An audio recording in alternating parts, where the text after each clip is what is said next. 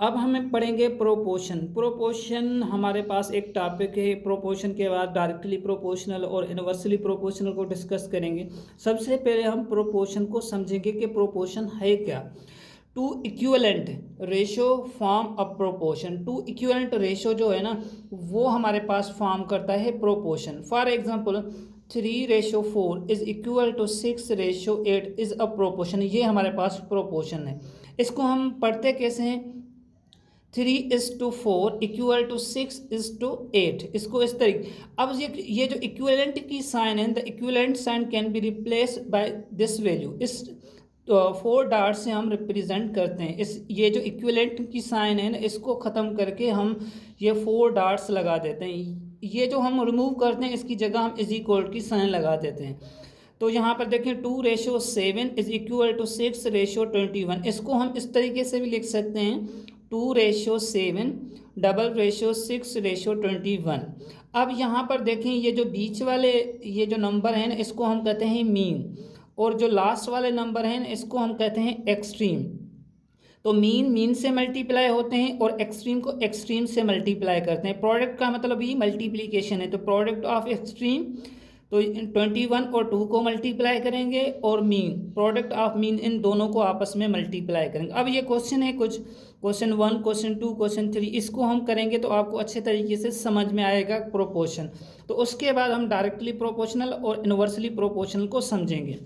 तो सबसे पहले क्वेश्चन है, find the value of unknown in the following प्रोपोर्शनल्स।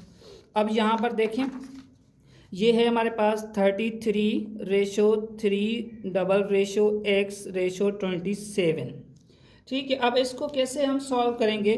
तो सबसे पहले हमें आइडेंटिफाई करना पड़ेगा कि एक्सट्रीम प्रोडक्ट कौन सी है और मीन प्रोडक्ट कौन सी है। ये दोनों आपस में मीन है और ये एक्सट्रीम है। ठीक है।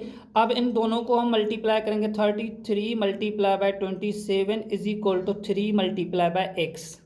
अब ये जो 3 है, यहाँ मल्टीप्लीकेशन में इस साइड लेके जाऊँ तो डिवाइड बन जाएगा। 33 multiply by 27 divided by 3 is equal to x. और 3 की टेबल 3 पे 1 टाइम और 33 पे 11 टाइम। 11 multiply by 27। 27 को मैं 11 से मल्टीप्लाई करूँगा, 7 2 क्रॉस की साइन 7 2, तो ये बनेगा 7 9 2 297। तो ये जो x का वैल्यू यहाँ पर, इसका वैल्यू होगा 297। अब सेम इसी तरह इसका वैल्यू फाइंड आउट करेंगे। 9:6 6:y। अब मीन को मीन से मल्टीप्लाई करेंगे और एक्सट्रीम को एक्सट्रीम से। ये बनेगा 6 multiply by 6, 9 multiply by y। 6 को 6 से मल्टीप्लाई करेंगे, यहाँ तो ऐसे करें, ये 9 यहाँ पर मल्टीप्लिकेशन में इस साइड लेके आएंगे तो डिवाइड बनेगा y। अब ये जो 3 की टेबल 9 पे 3 टाइम और 6 पे 2 टाइम। अब ये 3 बचता है, 3 को इस 6 से मल्टीप्लाई करेंगे तो, और डिवाइड करेंगे तो यहाँ पर 2 आएगा। 2 को 2 से मल्टीप्लाई करें 4y is equal to 4। That is the answer.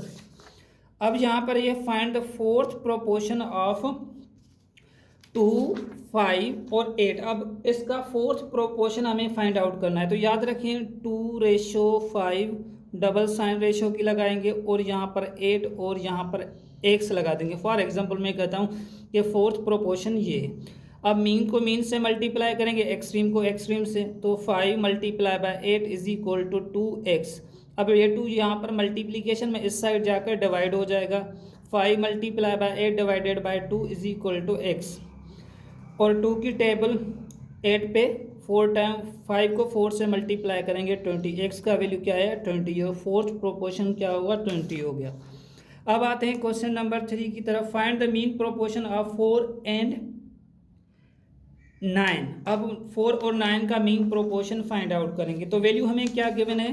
4 and 9। तो याद रखें 4:x डबल रेशो x:9, क्योंकि मीन फाइंड आउट करनी है। इन दोनों को आपस में मल्टीप्लाई करेंगे, इन दोनों को आपस में मल्टीप्लाई करेंगे, तो ये बनेगा 4 multiply by 9 is equal to x multiply by x। 4 को 9 से मल्टीप्लाई करेंगे 36 is equal to x square. 36 किसकी स्क्वायर है? 6 की, तो 6 square is equal to x square, square square में कैंसिल आउट, तो एक्स का वैल्यू क्या आया? 6। That is the answer.